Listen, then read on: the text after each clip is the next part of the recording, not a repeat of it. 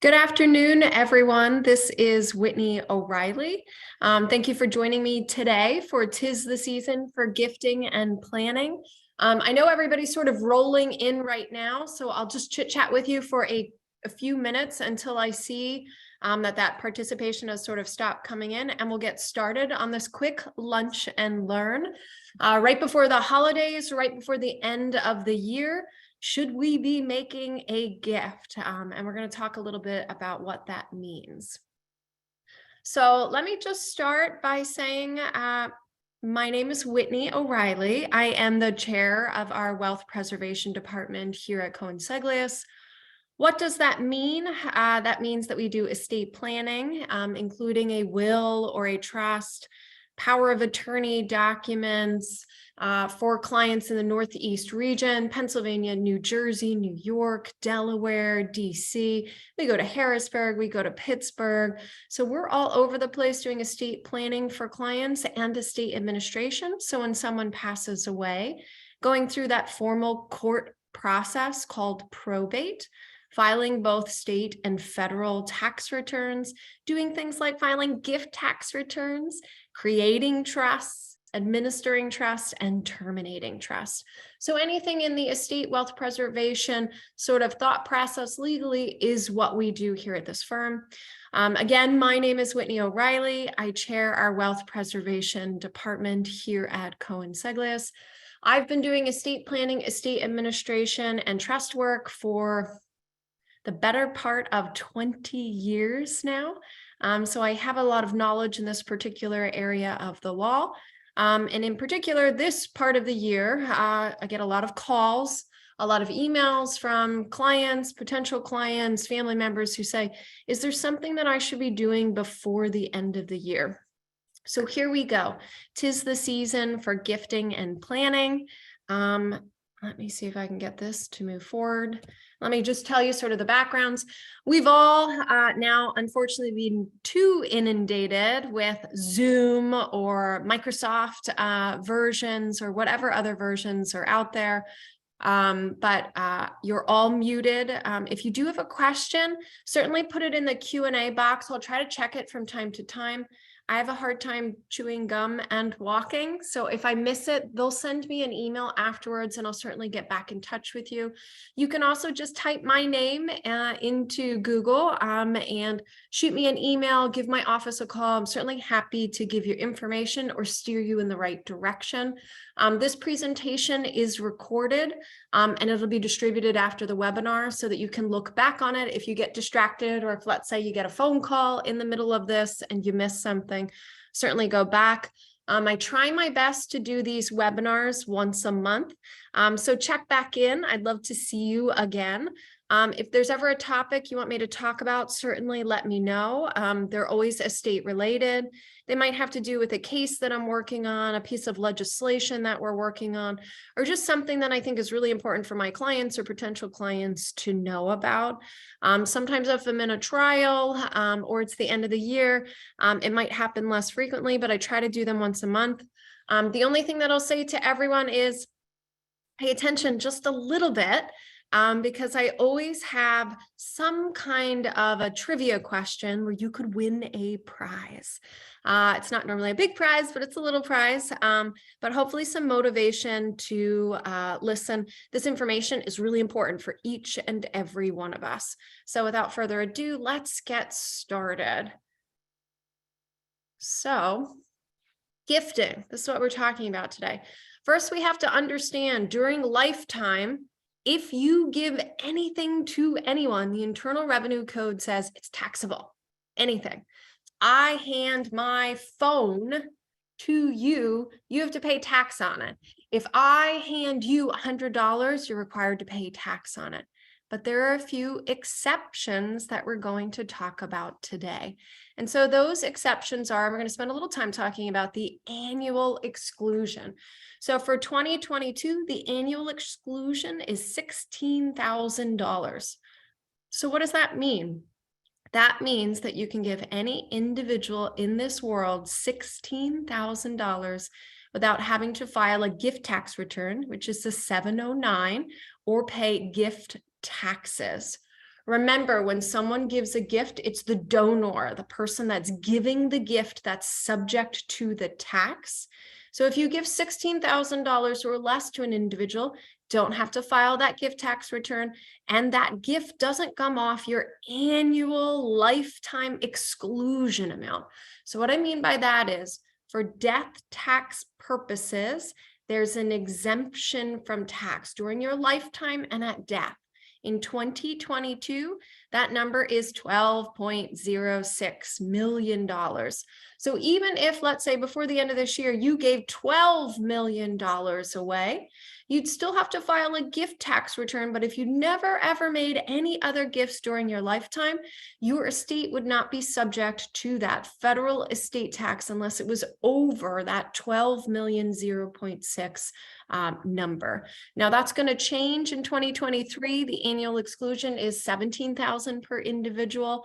And we've got the estate tax exclusion going up from 12.06 to $12.92 million, which sounds like a lot of money, but it's really important for all of you to understand that that exclusion that's been going up and up and up from the Tax Cuts and Jobs Act is actually, that law is going to sunset this provision at the end of 2025. And that number, the amount that you can exclude from death tax, federal death tax, will now only be $5 million in just 24 months.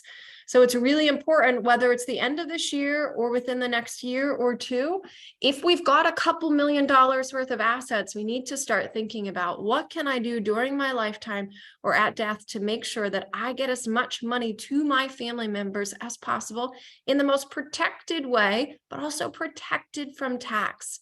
The federal estate tax right now is a 40% tax. So it's a gnarly tax. And that's the federal overlay. So just like for an individual, you have to pay state income tax and federal income tax. So that was the federal death tax that's linked with this lifetime exemption. So that if I give $1 million out during my lifetime and I pass away here in December, then I'll have $11.06 million that I can shelter. So those numbers go together. So sometimes we do things during your lifetime, like put some of your exemption into a trust ahead of the exemption going back down to 5 million, so that we can shelter millions of dollars from a 40% tax. Then we also have to worry about the state level taxes. Right now, I'm actually in my home outside of Philadelphia, so I'm here in Pennsylvania.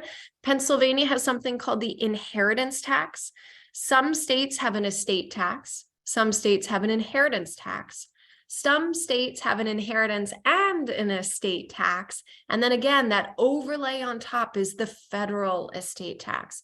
Here in Pennsylvania, it depends who the person who's receiving the asset, what the tax will be. So if when I pass away, all my assets go down to my children, they're taxed at a 4.5% tax. So again, that's sort of the background for, if I want to give anyone something during my lifetime or a death, what are those tax ramifications? And remember, there's gift tax during your life that's linked to your whatever amount of lifetime exemption, that federal estate tax exemption that you get. Again, right now it's 12.06. It's going up to 12.92. And I have to remember that in 2023, but it's going to go back down to 5 million at the end of 2025. On top of all of those exemptions, we just talked about the annual exclusion. If myself and my husband wanted to give $16,000 to my daughter, we could. So before the end of the year, we could give a $32,000 gift to my daughter without anything coming off my $12.06 million exemption and not requiring either of us to file a gift tax return or paying gift tax. So that can be an important component of wealth preservation, how we plan moving forward to give gifts. That's a lot of money that we can be giving to each individual. Let's say my daughter is married. We can also give her spouse that $32,000. So right there before the end of the year, we could give $64,000 out to an individual without paying any gift tax, without filing any gift tax returns, and without that money coming off of your lifetime exemption. So really important. Normally we should have sort of a plan in place for that gifting. We're going to talk in a few minutes about where we gift to. Do we gift $64,000 outright? What if we want to use some of that exemption because we're over that 5 million mark, but we're under that $12 million mark? But we know at the end of 2025, it's going back down to 5 million. Well, maybe we fund it into an irrevocable trust. So money goes into that trust. We use up some of that exemption that we've got right now. And then when you pass away and the exemption's gone back down, none of the assets held inside this trust are taxable. Awesome. So besides all this, there's other exemptions. A lot of us know about what these exceptions are. Tuition and medical expenses that you pay for someone else. That's an exclusion to that basic rule that if you give a gift, it's taxable, except in these situations. Just remember, make sure you pay it directly to the institution. And make sure that you get a receipt for it, that it's cashed before the end of the year. For all gifts that you give, we just want to make sure that it works for your 2022 year and not 2023 years. Remember, anything that goes in between spouses, it's kind of like you're almost the same person. There's no gift tax consequences to me moving a $100,000 investment account into my husband and I's investment account or back. Obviously, gifts to political organizations for their use and charitable donations. The only thing I want to pause here for a second regarding charities and political organizations, you may be able to give assets that are gift tax exempt, but they might not be deductible for income tax purposes. So just make sure that you're giving a gift to a qualified charitable organization. And I can pause for a second and tell you a little bit of a little story that I had in the state administration where we had a very large gift, millions and millions of dollars going to a charitable organization. But it was not the right kind of, it was not a qualified charitable organization. So it didn't actually qualify for this gift tax exemption. And so it was all subject to the federal estate tax at 40%. So we're sort of talking about lifetime planning right now and planning before the end of the year.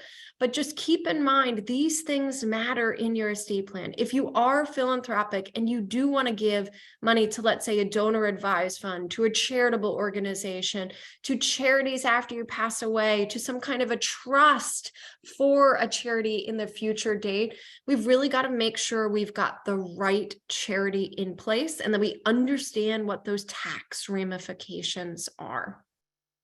So let's move forward here. So we've already talked about making sure the checks are cashed before the end of the year. I think we say 2020 here, but it's 2022. We already talked about paying institutions directly. Here I'm talking about appreciated stock. Remember this is really important. If you give something to someone else, if I have, let's say I have one share of Exelon stock and it is worth $1. I bought it for 50 cents. Now it's worth $1. If I give it to my child, their basis is still 50 cents, not $1. If you give it to them after you've passed away, it gets a step up in basis. So when we're giving during lifetime, we need to make sure that we're giving the right kind of assets. Maybe we're giving $100,000 to that qualified charitable organization. And maybe we want to give it with our required minimum distributions from our IRA so that it doesn't bump us up into another income tax bracket. Maybe we don't want to give highly appreciated assets to a charitable organization. Maybe we want to give low basis stock to a charitable organization. So before you make any gifts, I always say circle back with your team, your wealth preservation team. Oftentimes that includes an estate attorney, a financial advisor, an accounting firm. And sometimes if it's business related, people in the business as well. Remember that the donor, the person that gives the gift, is the one who has to pay gift tax. And there are some times, let's say I'm giving $5 million of stock. My husband and I own a brewery. I'm giving $5 million worth of stock in our brewery, Mainstay Brewing Company, into a trust for my children. We have over this exemption amount, but we're under that $24 million number. So we're going to use some of our exemption now to fund it into that trust. We might want to, even though if we fund $5 million in, it's underneath that lifetime exemption of $12.06 million. We might very well still want to file a gift tax return. So the statute of limitations runs, and we can solidify what the value of that stock was upon transfer. One of the things that happens when we don't do that is after somebody passes away, if the stock that's held inside of the trust has appreciated a great deal, we want to make sure that we've already said this is what the value of this gift is, and we now can't go back and argue about it. So then we get to government benefits. While they're permitted by federal law, they might have unexpected issues regarding Medicaid. So up until right now, I feel like I was talking to the wealthiest of the wealthy, right? We're trying to figure out, we've got over 5 million, we've got over 10 million, we've got over $20 million. We want to make sure that we can get as much assets out during our lifetime and at death so that we're not exposed to that federal estate tax, that nasty 40% tax. Now what I'm talking about is if you have less than that. So I'm making up these numbers, but let's just say you have a house and an investment account with $1 million, and you want to give what I was just talking about, that $16,000 gift tax free to each of your 5 children this year, because you can see on the horizon that you might need to go to a care facility. You're just starting to get older and you want to give those assets out. We need to be really careful because for Medicaid purposes, giving those gifts could disqualify you from government benefits. So remember, what is Medicaid? Medicaid steps in when you don't have any money left to help take care of you. So if we've given your assets away, we get disqualified for Medicaid. You not only have no money for your care, you have to go back to whoever you gave those assets to try to get back. And I can tell you in the last 20 years of doing this, once I hand somebody money, it's really hard to get it back. So if you're above, I'd say above the age of 70, you want to make sure that you're checking with your estate planning attorney to make sure you're not running afoul of disqualifying you or a family member from Medicaid. Sometimes things that we can do to offset this is long-term care insurance if you have it. And we can also do Medicaid trust planning, which is taking some of your money now, let's say your family home, and instead of giving it outright to your children, we stick it inside of a trust with the ability for you to still live there. After a period of time, the assets in that trust no longer can Medicaid look to it for qualifications. We get it out of your estate for both death tax purposes and for Medicaid purposes. So there is some elder law advanced planning that we can do that certainly involves gifting. Maybe it doesn't need to be done before the end of the year. Remember, our lifetime exemption is going up. It's $12.06 million. Next year, it's going to be $12.92 million. So we've got a little bit of time, but just remember at the end of 2025, that's going back down to $5 million. So I'm just looking at our Q&A box. Okay, great. So annual exclusion, we already talked about this. Every year it goes up a little bit. The gift tax return, it doesn't need to be filed unless you give somebody more than $16,000 in 2022. But there could be other reasons if we are, let's say, transferring into trust, privately held stock, real estate businesses. We might want to solidify the value for death tax purposes now rather than later. And then again, we've been talking about these connect with each other, the federal estate tax, which is Form 706, and that's after passing that tax return that needs to be filed. Now, something that I haven't talked about yet is something called portability. When one spouse passes away, right now under the law, we can actually take their 12.06 million or whatever amount they have left. If they gave lifetime gifts, we can give that to the surviving spouse, but it doesn't happen automatically. So we need to make sure that happens. So if someone has passed away, reach out to your estate attorney to find out if there's something that you need to do. Again, this Tax Cuts and Jobs Act, it expires at the end of 2025. So do just remember that. Lifetime gift and estate tax. One thing we didn't talk about here, sounds like we've been talking about a lot of taxes: state level estate taxes, state level inheritance tax, federal estate tax, gift tax that's linked to the federal estate tax. And there's actually another tax called the generation skipping transfer tax. That's a use it or lose it during your lifetime tax. We'll have to have a webinar on that. It's a little bit more advanced planning. Right now, you have a $12.06 million exemption. So you can fund, let's say, an irrevocable trust that's excluded from the federal estate tax and from the GST tax. But there's certain things that you have to do during your lifetime. They used to not be unified, as in there was a different exemption amount for each of these categories. Now they're all the same. It doesn't mean that they'll stay the same forever, but at least right now they are unified. They've been unified from sometime in the 70s, well before I was practicing. Again, I can't stress enough that that exemption is going down. Right now we have an opportunity to gift, whether before the end of the year or in the next 24 months, we have the opportunity to do some advanced planning to eliminate that tax burden after somebody has passed away. So here's the gift tax exemption amount during your lifetime.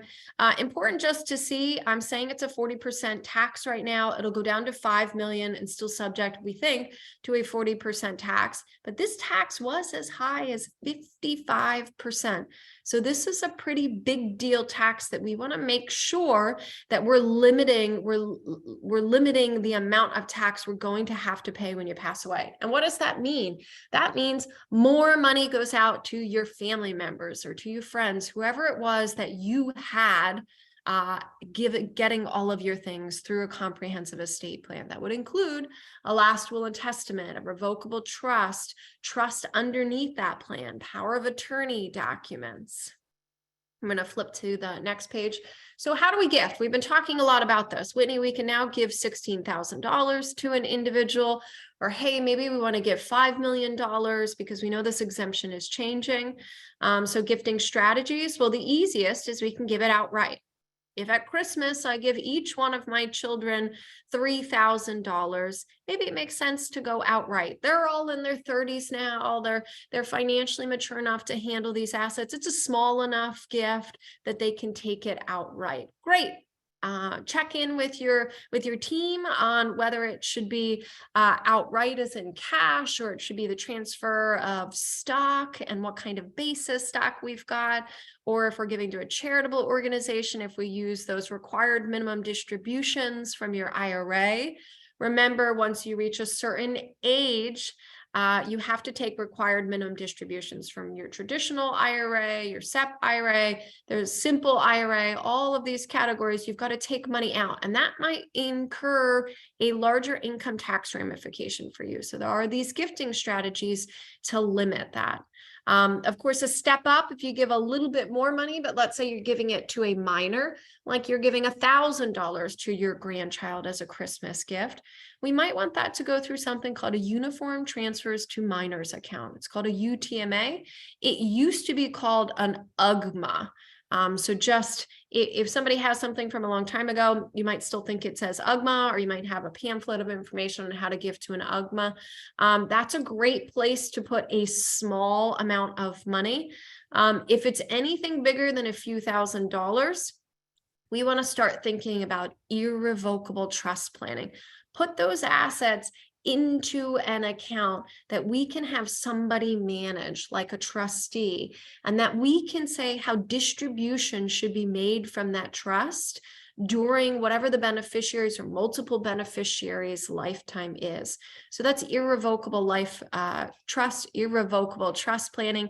And again, you can do that during your lifetime, you can create an irrevocable trust, or you can even create a testamentary trust, which is a trust that's underneath, let's say, your will. For example, for me, I have a minor's trust underneath my estate plan because I have minor children. I've got a business. I've got a home that you happen to see me in, and I've got investment accounts. I've got life insurance. I've got retirement accounts.